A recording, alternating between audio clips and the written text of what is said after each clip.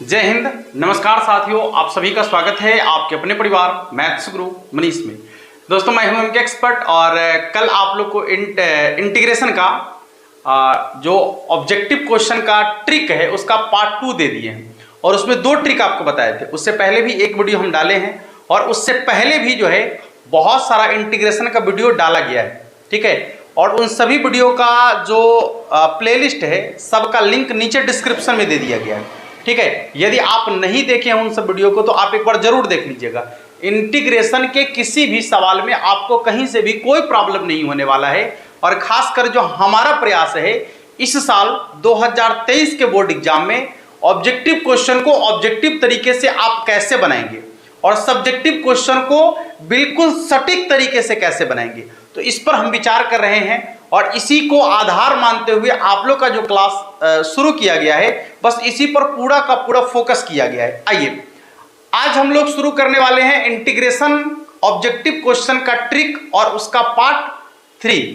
Part 2 कल तक आपको मिल गया है। दूसरी बात कि यदि आप हमारे साथ पेड बैच में जुड़ना चाहते हैं क्लास 12 के लिए, क्लास 10th के लिए या क्लास 11th के लिए, तो एप्लीकेशन का लिंक नीचे डिस्क्रिप्शन में दिया गया है। वहां पर हम आपको पहले बता दें कि जो हमारा ऑफलाइन क्लास चलता है तो ऑफलाइन क्लास में जो चीज हम आप पढ़ाते हैं वो सारा चीज रिकॉर्ड करके और सीधे सीधे आपको जो है एप्लीकेशन पर दिया जाता है, ठीक है। तो आपको जो है बिल्कुल एक अलग टाइप का फील होगा, यानी ऑफलाइन क्लास की फीलिंग आपको मिलेगा वहां पर। तो आप वहां से जाकर जो है हमारे साथ जुड़ सकते हैं। आइए इंटीग्रेशन के ये तीसरे पार्ट को समझने से पहले हमें थोड़ा सा रुकने की जरूरत होगा। ऐसे आपको पूरा फॉर्मूला हम बता दिए, टोटल का टोटल इंटीग्रेशन का फॉर्मूला बता दिए और दूसरा चीज ये भी समझा दिए हैं कि जिसको भी डिफरेंशिएशन का फॉर्मूला याद है बस ठा में उसको उलट दो, ठा में उसको उलट दीजिए तो सब इंटीग्रेशन का फॉर्मूला बन जाएगा। नहीं, जितना भी डिफरेंशिएशन का फॉर्मूला है यदि सभी डिफरेंशिएशन के फॉर्मूला को ठा में उलट दिया जाएगा तो सब इंटीग्रेशन का फॉर्मूला बन जाएगा। तो ये भी आप आसानी से समझ सकते हैं। लेकिन इसके बावजूद भी आज जो हम आपको बताने वाले हैं उसमें आपको थोड़ा सा फॉर्मूला देखने की जरूरत है, केवल और केवल समझने के लिए। हाँ, बस आपको थोड़ा सा वक्त लेंगे आपका और केवल जो आपका ये ट्रिग्नोमेट्री का फॉर्मूला है बस उसी को देखने वाले हैं, उसके अलावा और कुछ नहीं देखने वाले हैं। बस आप थोड़ा सा धैर्य बनाइएगा, पहले फॉर्मूला देख लेते हैं। भागिएगा नहीं, हाँ पहले रुक जाइए, भागिए नहीं। आज का जो ट्रिक होने वाला है काफी अलग होने वाला है। हाँ, तो थोड़ा इंतजार का मजा लीजिए, इश्क और प्यार का मजा लीजिए। हमारे और आपके बीच जो है वो उसको बात कर रहे हैं, आप अदरवाइज ना लेंगे तो ज्यादा ठीक है। हाँ चले देखिए, सबसे पहले हम बात करें कि साइन एक्स का डिफरेंशिएशन, तो डी साइन एक्स बटा में डी एक्स, यानी साइन एक्स का डिफरेंशिएशन होता है cos x, right. Sine x का डिफरेंशिएशन होता है कॉस एक्स, तो कॉस एक्स का इंटीग्रेशन होगा साइन एक्स। एकदम क्लियर है। साइन का डिफरेंशिएशन कॉस, देखिए ये इसका डिफरेंशिएशन है यानी डीसी है। हाँ, तो ये जो होगा इसका इंटीग्रेशन होगा यानी आईटी होगा। हाँ, आई होगा, इंटीग्रेशन आईटी लिख देते हैं, आईटी होगा, ठीक है। चलिए ये पहला हो गया आपका। दूसरा कॉस का डिफरेंशिएशन, कॉस एक्स का डिफरेंशिएशन, कॉस एक्स का डिफरेंशिएशन होता है माइनस साइन एक्स, ठीक है। तो यहां देखिएगा ये इसका डिफरेंशिएशन है तो ये जो होगा इसका क्या होगा, इंटीग्रेशन होगा ना, यानी कॉस का डिफरेंशिएशन माइनस साइन है तो माइनस साइन का इंटीग्रेशन क्या होगा, कॉस होगा, या फिर हम इधर लिख भी देते हैं, क्लियर हो जाएगा। देखिए इस तरीके से यदि देखेंगे तो कॉस एक्स का इंटीग्रेशन, कॉस एक्स का इंटीग्रेशन क्या होगा बाबू, साइन एक्स प्लस सी। और इसके बाद यहां देखिएगा, यहां से यदि माइनस साइन एक्स का इंटीग्रेशन देखें या फिर माइनस को इधर से हटाकर आप इधर भी ले जा सकते हैं, तो यदि सीधे साइन एक्स का इंटीग्रेशन देखें, ठीक है, साइन एक्स का इंटीग्रेशन देखेंगे तो साइन एक्स का हो जाएगा माइनस कॉस एक्स प्लस सी।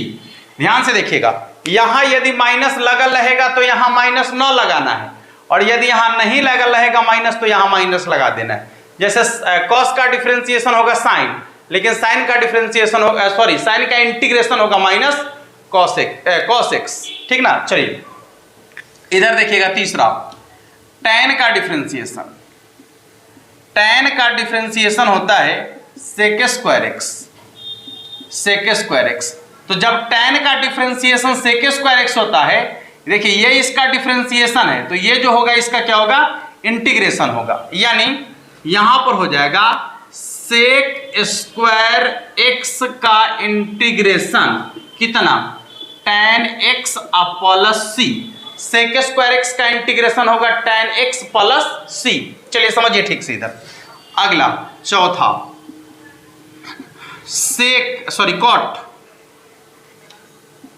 cot x का differentiation minus cosec square x. ठीक है, cot x का डिफरेंशिएशन होगा माइनस कॉसेक स्क्वायर एक्स। तो गौर कीजिएगा, यहां यदि हम कॉसेक स्क्वायर एक्स का इंटीग्रेशन देखेंगे तो कितना होगा, cot x के बराबर होगा, होगा या नहीं होगा। तो यह हो जाएगा आपका कॉसेक स्क्वायर एक्स का integration minus cot x plus सी।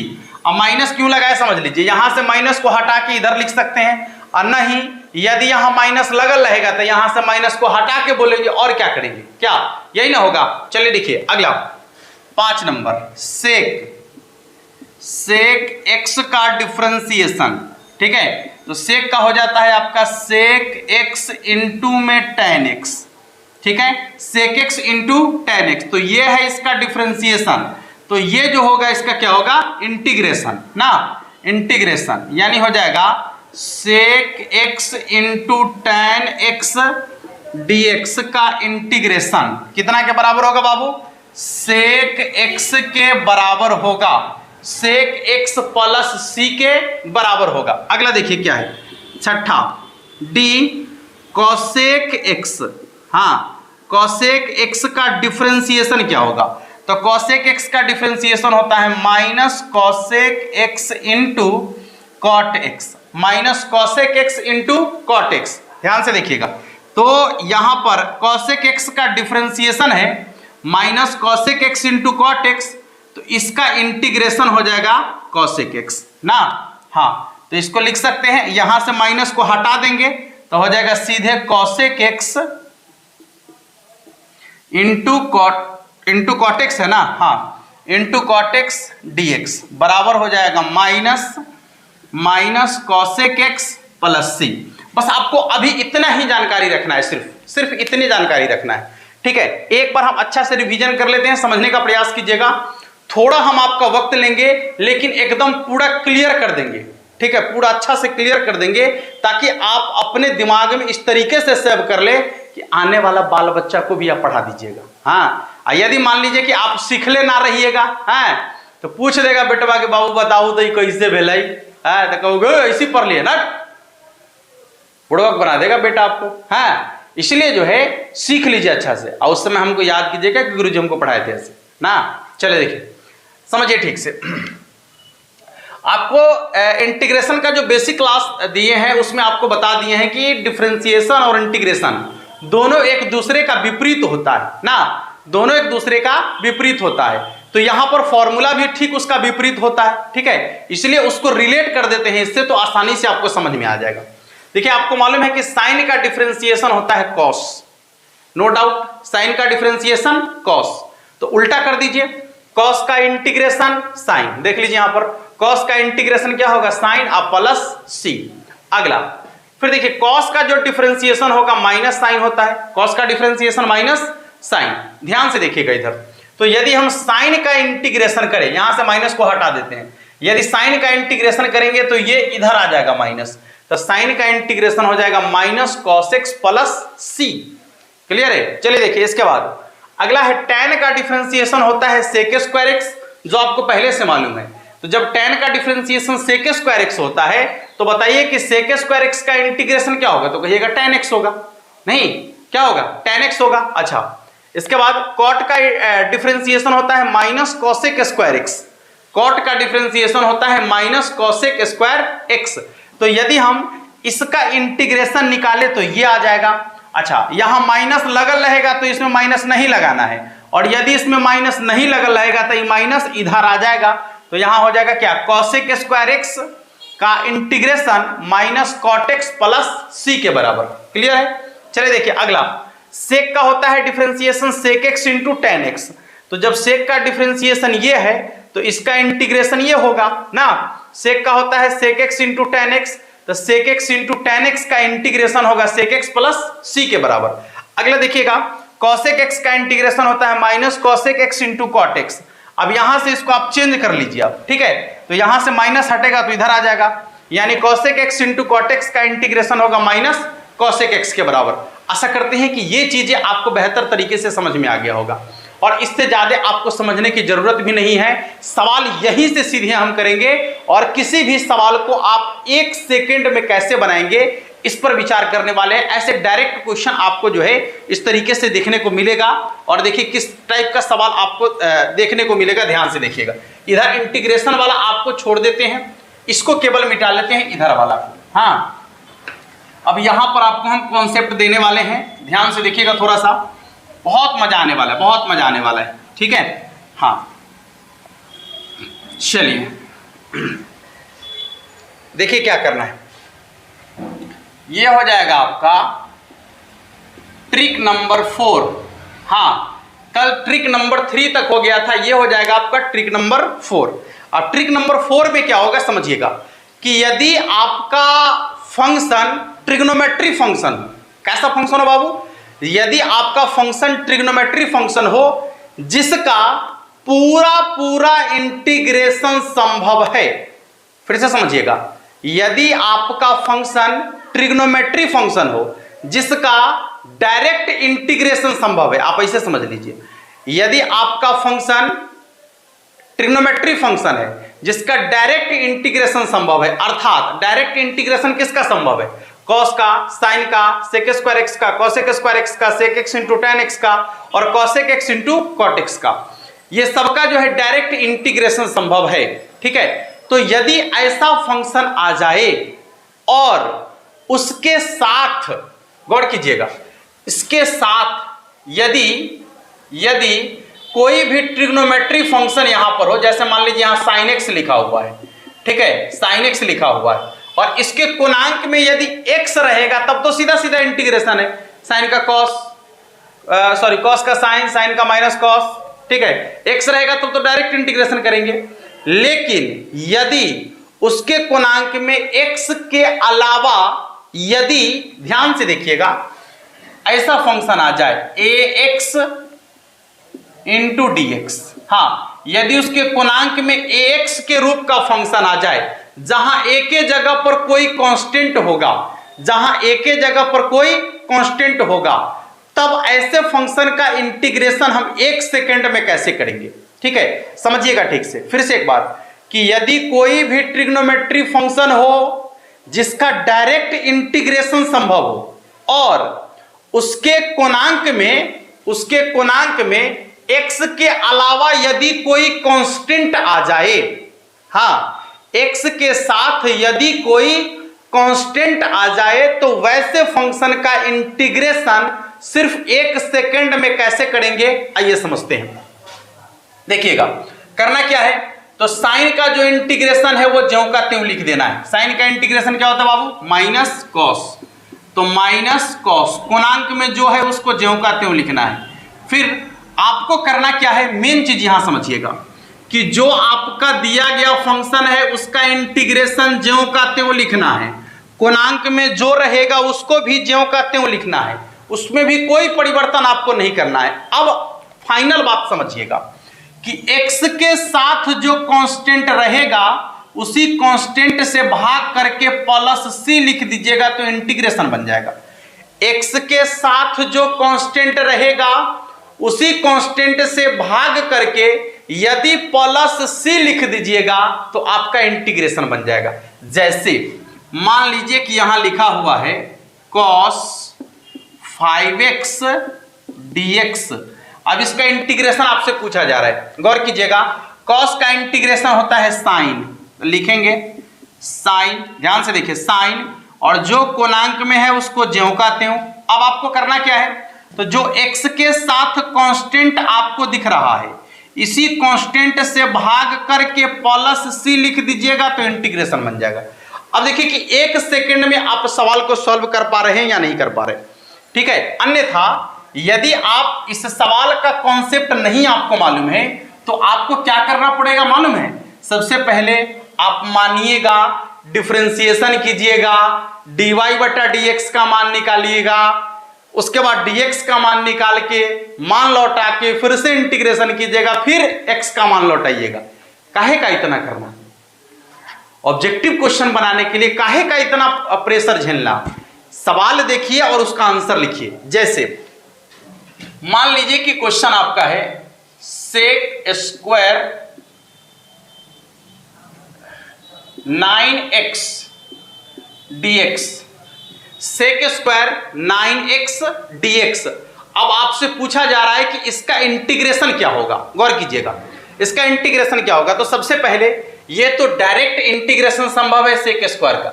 सेक स्क्वायर का डायरेक्ट इंटीग्रेशन संभव क्या है? tan x। तो इसका लिखेंगे tan, जो कोणांक में है उसको ज्यों का त्यों लिखना है। इसके बाद x के साथ जो कांस्टेंट है उसको बटा में लिख के प्लस c लिखेंगे तो सीधे सीधे आंसर आ जाएगा आपका, ठीक है। x के साथ जो कांस्टेंट है उसको बटा में लिख के प्लस c लिखेंगे, सीधे सीधे आंसर आ जाएगा। चलिए देखिए अगला सवाल देखते हैं, कुछ और क्वेश्चन। जैसे मान लीजिए सवाल यहां पर आपका है इंटीग्रेशन कोसेक स्क्वायर ax या mx, ठीक है, इंटू dx। चलिए देखिए अब आपसे पूछ रहा है कि इसका इंटीग्रेशन क्या होगा। तो आपको जस्ट अभी बताए हैं कि ये जो आपका क्वेश्चन दिया हुआ है, आप इसमें देखिएगा कि जो त्रिकोणमितीय अनुपात यहां लिखा हुआ रहेगा उसका डायरेक्ट इंटीग्रेशन संभव है। तो कोसेक स्क्वायर x का डायरेक्ट इंटीग्रेशन संभव है माइनस कॉट x, है ना। तो सीधा सीधा क्या करेंगे इसका इंटीग्रेशन माइनस कॉट, ठीक है। अब जो कोणांक में है उसको ज्यों का त्यों लिखना है और इसके बाद x के साथ जो कांस्टेंट है बस उसको बटा में लिख के आप प्लस c जैसे ही लिखेंगे तो आपका इंटीग्रेशन बन जाएगा, ठीक है। जैसे ही प्लस c लिखेंगे तो आपका इंटीग्रेशन बन जाएगा। समझ में आ गया सभी लोगों को करना क्या है? एक बार फिर से समझ लीजिए। अब इसका एक और ट्रिक हम आपको देने वाले हैं, इसी तरह के क्वेश्चन का होगा, इसमें थोड़ा सा उसका टाइप चेंज हो रहा है तो आपको इसी वीडियो में वो देने वाले हैं, थोड़ा सा रुक जाइएगा। करना क्या है कि आपको जो फंक्शन दिया हुआ रहेगा ट्रिग्नोमेट्री फंक्शन, उसका डायरेक्ट इंटीग्रेशन संभव होगा और x के साथ उसके कोणांक में कोई कांस्टेंट लगा हुआ रहेगा। तो ऐसे फंक्शन का इंटीग्रेशन करने के लिए जो दिया गया फंक्शन है उसका पूरा इंटीग्रेशन लिखेंगे, कोणांक को ज्यों का त्यों लिखेंगे और x के साथ जो कांस्टेंट होगा उसको बटा में लिख के प्लस c लिखेंगे, आपका इंटीग्रेशन आसानी से बन जाएगा, ठीक है। इंटीग्रेशन आसानी से बन जाएगा। चलिए आइए अब इसको मिटाने के बाद आगे बढ़ते हैं और अब आपको इसका सेकंड ट्रिक देने वाले हैं, हाँ, यानी ट्रिक नंबर 5। देखिएगा पांचवा क्या कह रहा है, ये देखिए पांचवा, गौर करेंगे। Integration sine ax plus b into dx। गौर करेंगे इधर। यदि आपका फंक्शन ट्रिग्नोमेट्री फंक्शन हो और वैसा ट्रिग्नोमेट्री फंक्शन हो जिसका सीधा सीधा इंटीग्रेशन संभव हो, अभी भी कॉन्सेप्ट वहीं पर अटका हुआ है, केवल थोड़ा सा बढ़ क्या गया है। तो यहां पर पहले ax था, अब ax प्लस b भी आ गया है, तो आपको घबराने की कोई जरूरत नहीं है।